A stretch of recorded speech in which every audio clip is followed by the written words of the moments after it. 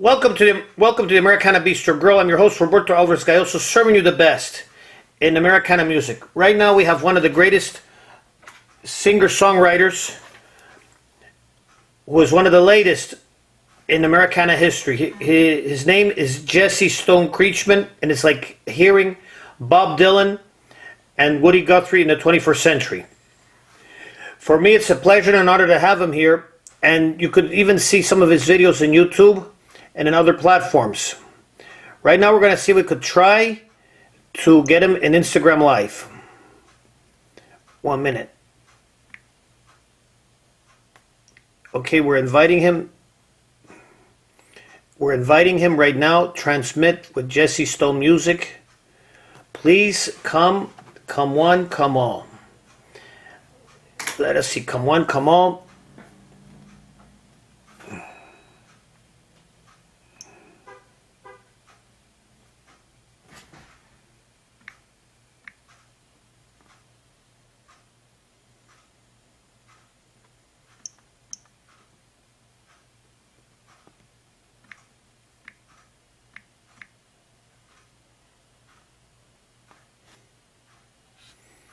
Cool. Okay, let's see. Let us see. Hopefully, 1 minute. Let's see. If not, we're gonna try elsewhere. Okay. No.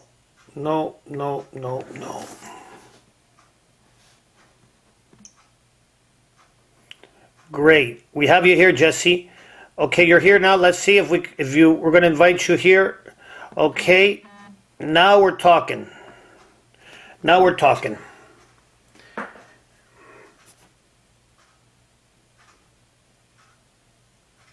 Let's see. 1, 2, and 3.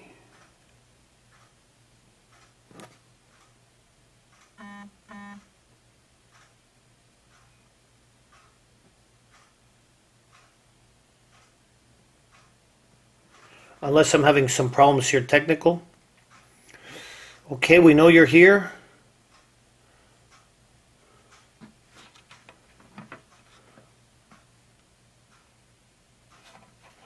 This can't be helped. This can't be heard. Hello, Jesse. Finally. Ta-da, finally. Hello, Roberto. How are you? We're doing great. How about you? For me, it's a pleasure and an honor. Let me get myself back here. For me, it's a pleasure and an honor having you here in the Americana Bistro Grill. I'm very happy to be here. Listen, if mine gets funky because I'm in a basement, we're gonna have this conversation in my car. But Don't worry. So far, so good. Don't worry. I'm ready for car interviews as well. I do a lot of that as well too. So don't worry. We're in the same length. The reason why I invited you is because I had the honor of visiting your YouTube channel. I especially heard your latest song, Pennsylvania, and Radio's Dead. And in all of your YouTube, you even did a Christmas song with John d'Arc, which we'll be talking about later.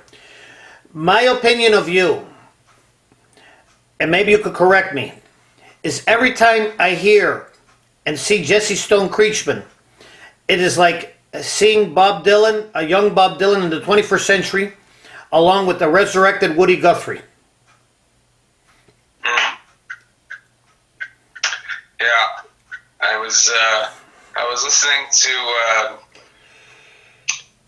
Arlo Guthrie earlier today. Mm-hmm. I was listening to that the City of New Orleans. Yeah, I heard it. I love it too. It's a great song. It's a good day, America. How are you? Anyway, it's such a beautiful melody. I love that song.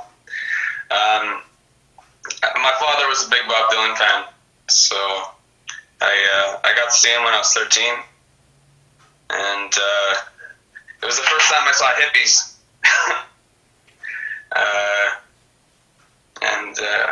I still remember them. They were shouting out for the song Silvio, and I heard this song, and I remember this song from the concert. This is like back in 2001, 2000. Mm-hmm. I was like 13 years old, and I remember them shouting out. Oh, I remember this song that Dylan was singing. He kept saying, "I am the man. I am the man." I haven't listened to all his songs, but like, I'm hoping to hear that tune one day, like recorded, because I don't know what song it was. I just have this faint memory from when I was a kid, you know. But thank you, and I certainly. I mean, I don't know. I learned. I played a lot of Dylan growing up. You know, and I've got the harmonica and the acoustic guitar going, so I see the. I guess when I'm alone, I play. You know, harmonica is my melodic instrument. You know, and so you know, there's a similarity there, I guess. But I listen to a lot of types. The thing with Bob, like, I don't know how to qualify him I mean, he's, you know, is he a folk artist? Is he a rock? You know, guy. I mean, he's pretty much rapping in Subterranean Homesick Blues. You know, so I mean, I think he was a pioneer, and so you're going to hear his influence, like now, especially because you're talking. It's been generations. You know what I mean? So I think there's a little bit of Bob in all of us. Of course. At this point. You know? We all grew up. We all grew up with his music. We also grew up with all the other folk music, not just Woody Guthrie, but I remember Arlo Guthrie too, especially the City of New Orleans, which is also one of my favorites. I'm talking about a long time ago in my first youth, when I had black hair and black mustache. Must have looked good. But that's a different. Still look good. Thanks, but but now it's a different story. I saw I saw your video on Pennsylvania. It reminded me of the time, despite the fact that I have Spanish and Cuban blood. I was born in Ohio, and there was one time that I went.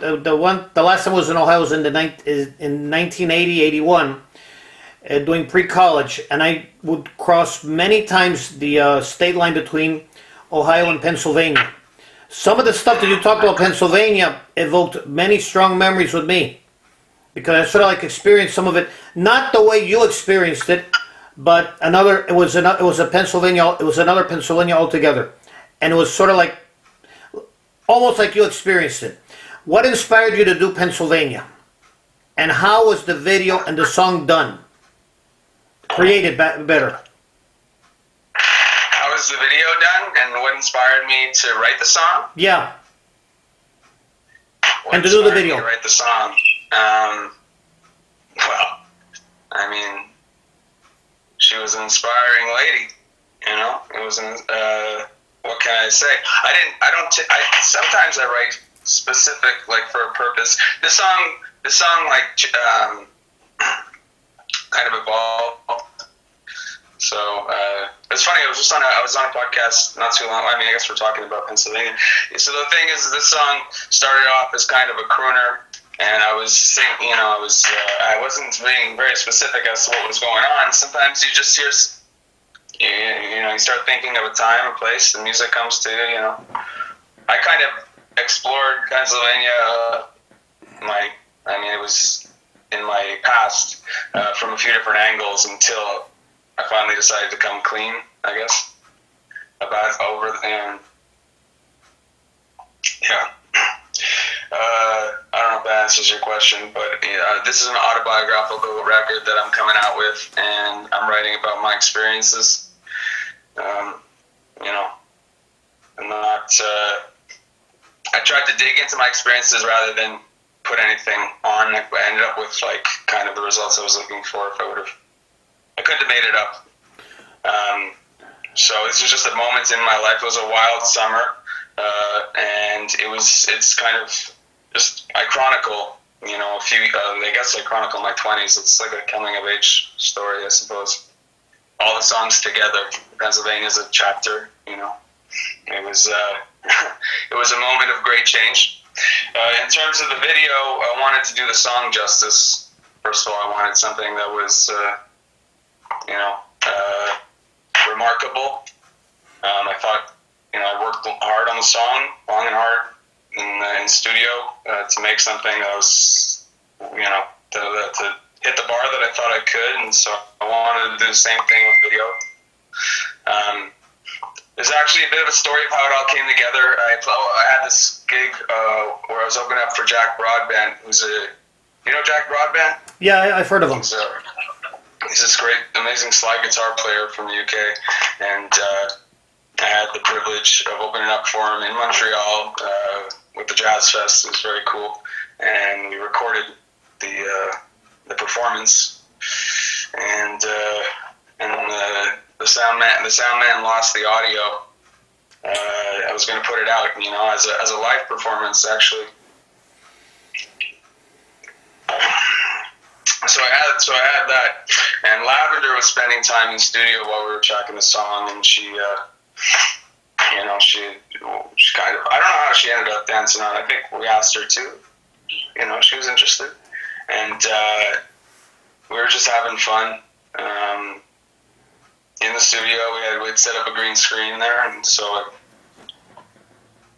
I don't know, it's movie magic. It all kind of came together naturally. It told the story.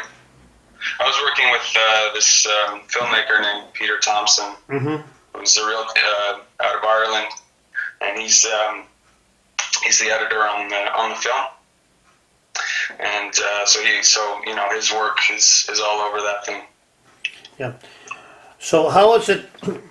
I did see Lavender May, and which reminded me of the next question. How was the experience of working with Lavender May?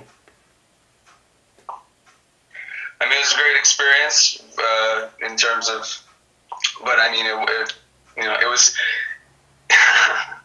it was too short. It was too short-lived.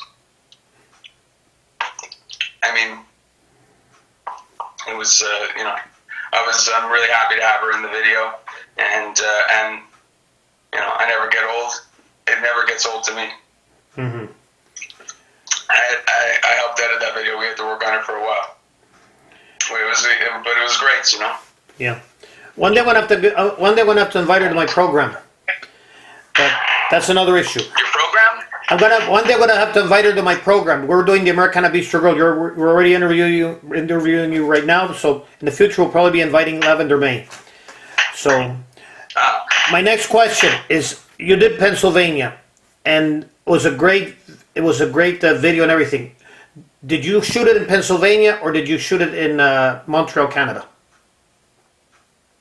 The video was shot, as I mentioned, at La Strale, and then it was shot at the studio where it was recording in Montreal. Mm-hmm. We actually have, because when I was down there, I was making. So I don't know if I don't know if your viewers have heard the song, but essentially it's just. I split up with my ex, was in New York City, went over to Pennsylvania. I didn't have a place to go in New York City. I'm from Montreal. I was down there for a couple of years, and I ended up kind of on the streets. And after a couple of days, I ran into some friends from Montreal, and they were heading to Pennsylvania to shoot a film. And I was taking audio engineering at the time, so I had experience. I knew I could be. I was a sound man. I'm a sound man, So I got booked for the gig, and I went over, and some wild stuff went down, and the film wrapped, and everyone took off, and I stayed down there, and I wrote about my experiences. Okay, so I'll take a sip of this. Sorry, what was your question again? Oh, don't worry. Just to give the background on it. I just wanted to give the background on the song. Don't worry. Just simply to say about. Oh yeah, no. It's just the one thing is the film. We made a film down there, so we have all this footage. The film's actually called The Cold Trap, and we're looking to make. I'm actually working on another video with footage from Pennsylvania. As kind of a second video for the song, because the funny thing is the film that they were making in a lot of ways paralleled kind of my own experience. So it was kind of like, we watch I read a lot of Stephen King, and he often there's often layers in his those sort of things go on in his books where it's you kind of have something going on at the surface and then other things going on below, and odd parallels you know, especially considering Stephen King as a writer, and he's often writing about writers. So there's this whole kind of meta experience that's happening, and like if you know his work, so it's kind of funny to be down there in Pennsylvania shooting this film, and then like somehow, I mean, the film was about a guy going nuts in his motel room being haunted by his ex-wife, and he's meeting people who you're not sure if they exist or not, or if it's all just in his head. He's going mad, you know, and there's scenes with like hookers and anyway, so just in some ways it was like that was me working on this thing. I got sucked into the story. So anyway, Great. You also recorded "Radio's Dead," and I loved it. How were you able? What inspired you to record? What inspired you to do "Radio's Dead"? To write "Radio's Dead." What inspired you to do "Radio's Dead"?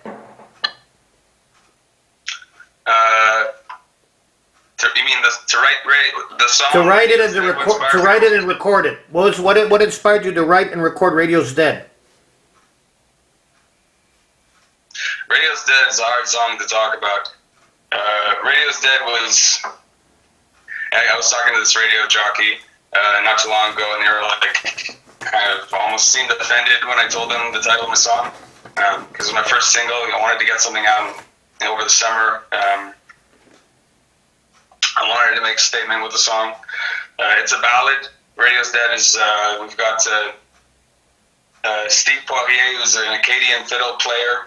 I mean, he literally had to take a 3-hour boat ride and a 3-hour plane ride to get to Montreal, and we managed to get in the studio one fateful evening where he performed on several of my songs on my upcoming record, "Radio's Dead." Name of the album, and we're talking about the title track. "Radio's Dead" was again, it was a song that evolved. So many songs evolved over this album. It was a long process of recording. I wrote "Radio's Dead" underwater.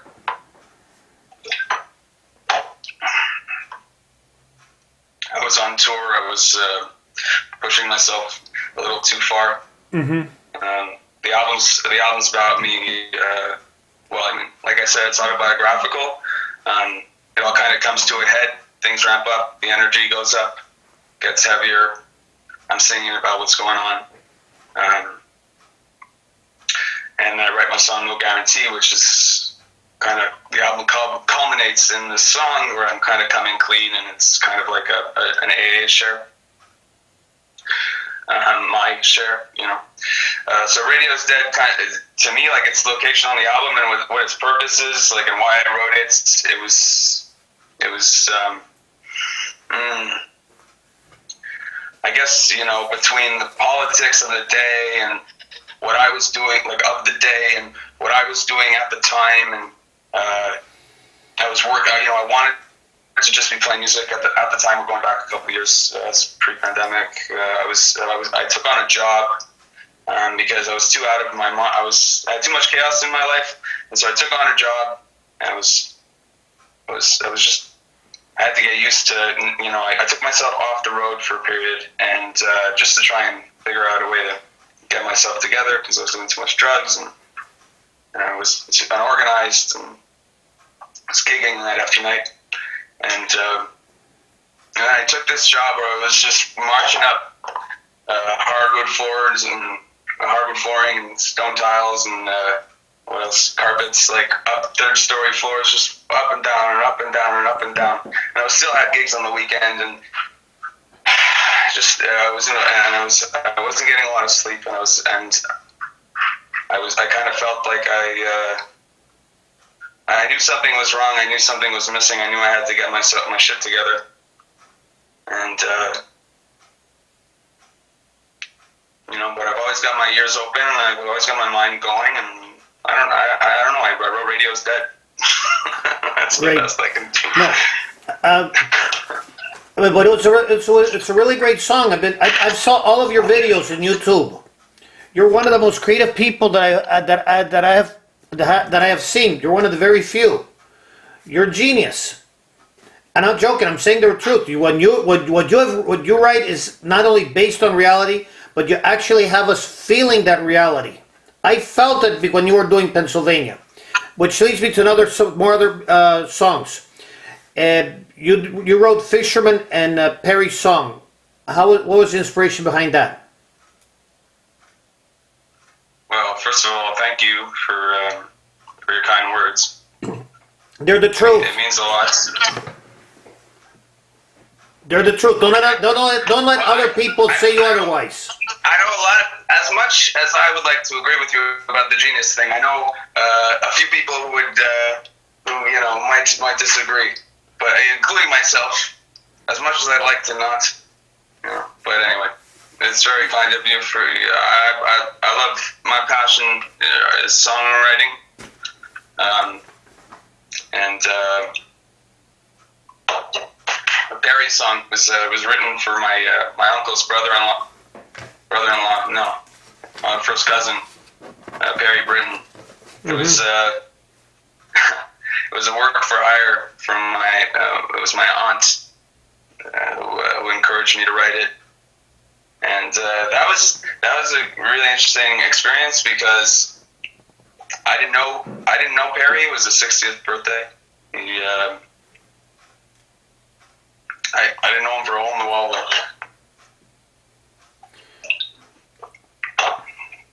But I spoke to his kids, and they told me about Barry. That's how I went about it. Like I talked to my uncle, I talked to my aunt. They told me about him. They told me his story.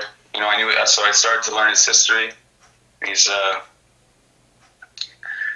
the president of Britain Electrics. It's an electrical company in Montreal. It's been around for years, and but I mean that's just what he does. I learned about how he took the company from his father at a young age. His father passed away, unfortunately. I talked to his kids. They told me about the man, and I read a book called Ender's Game. Is it Ender's Game? Mm-hmm. The sequel to Orson Scott Card's novel Ender's Game, which I read as a kid and I loved it. The Speaker for the Dead, and then Ender goes around the universe with different galaxies, and he speaks on behalf of individuals that he tells their whole story, and that's just what he does, and it's kind of the premise of the novel, and so I don't know, Barry's still kicking, but for me it was a fun exercise. Great. And even then, your genius also extended into Christmas music. You did I'm not joking. I saw your video. You had two videos. One recorded in Montreal, and also another one in a duo with Jeanne d'Arc. Christmas time. You saw it? Oh, yeah. The one with my sister. Yeah. Jenny. Yeah.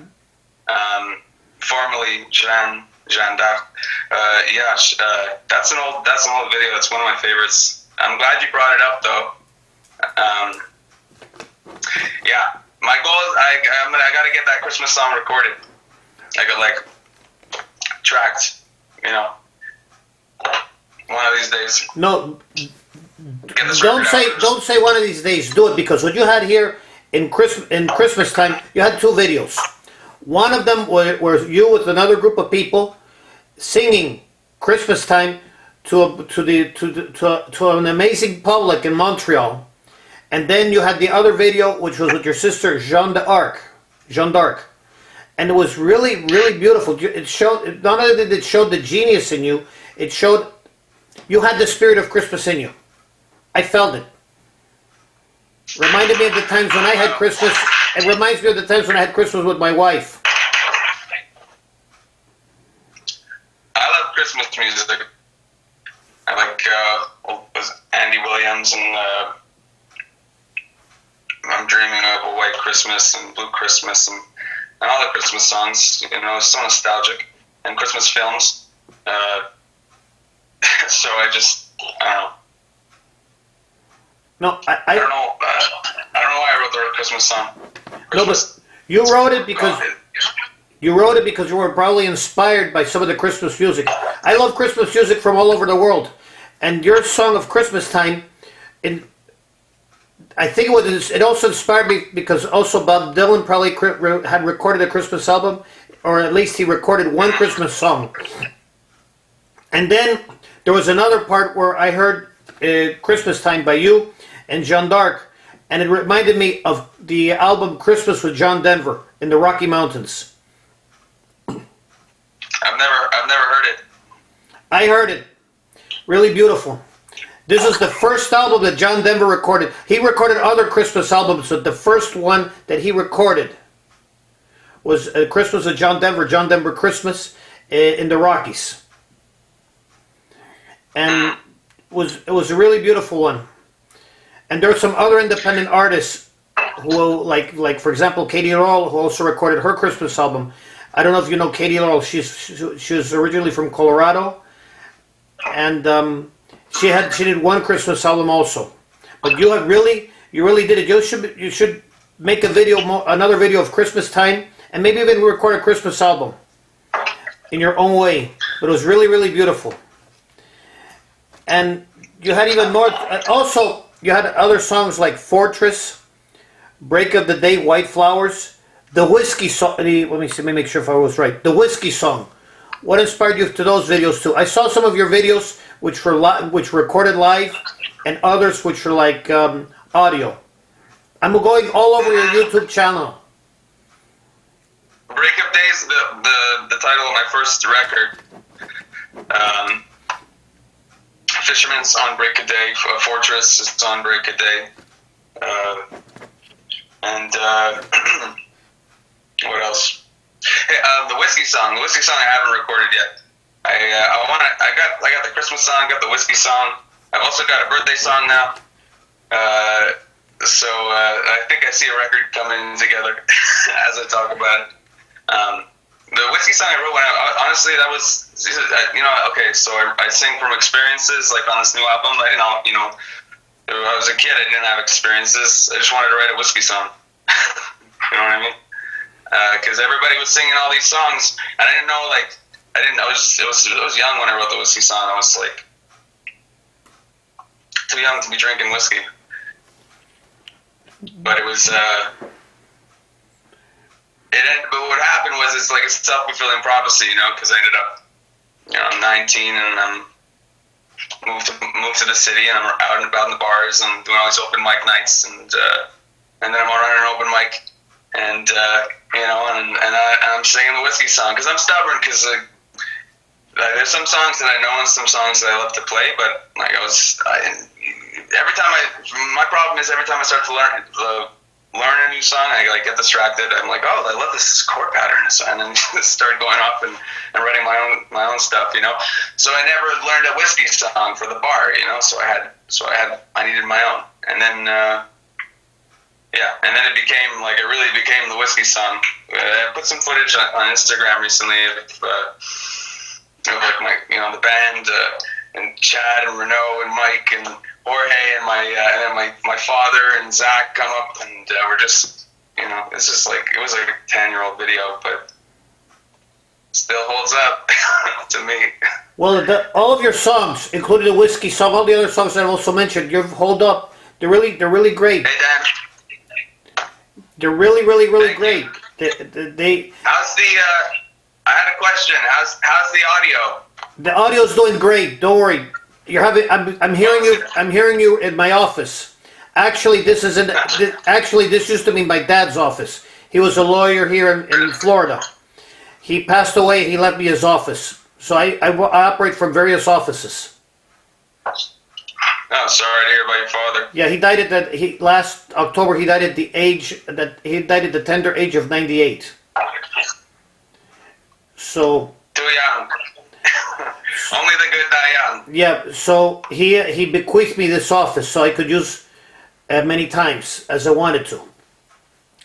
So I wanted to use. It was like a nice office, Thanks. He wore it in a little, good pair of shoes. I don't know, good leather office. I like the books. Yeah, these are all the books that he's had, and there's also some of the books that I've also had in my almost 60 years. So I still have a long way to go. But you had the whiskey, but as I was saying, the alcohol.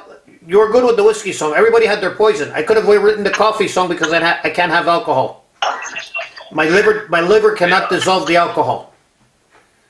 It's a hereditary disease. Your liver can only. What? Your liver can't handle alcohol. It cannot dissolve alcohol. It's one of those genetic diseases. Does that mean you get really drunk? No, that means I die. Oh, I had a first cousin in Cuba. well. She had some alcohol in 1980, and she died at the tender age of 34. That was in 1980. I was shocked and sad, of course, but then when I went to my doctor, this was in my stint in Ohio. When I went to my doctor, he said, "You have the same disease," which means my poison is coffee, any type of coffee, but I can't have any alcohol unless I want to die. Well, at least you save yourself the hangovers. But I've seen a lot of people. You caught it. It's very sad. It's very sad about your cousin. Thanks for telling me. This is like almost 41 years ago. So, but there were some other questions I wanted to ask you. You did other songs like "Promises" and "Fisherman" and "Don't Change." Promises was written by my father. I have a very musical family. My sister Jenny and my brother Zach are both singers. They sing on the new album. They sing on several songs, and we've always played music together. It's what's kept us together. Probably, it's what kept us tighter than anything. I mean, we literally communicate in songs. My dad started taking guitar lessons after I started writing songs. I guess he thought he started writing poetry when I started writing songs. So it was kind of a funny thing. I was doing it, then he started doing it. But then he just went off to the races, and he was writing and writing and writing and writing and writing. And it's like, okay, we know where it comes from. And there's nothing wrong with that. There's nothing wrong with that. You have a very creative family, and you're also one of the most creative people that I've seen. Of all the people I've interviewed, you have been real. You're genius. You're one of the greatest. You could be recording more albums, more songs, and even more videos. And most of them is based on the truth. If you think that's good, wait till you really get to know me. I already know you as it is.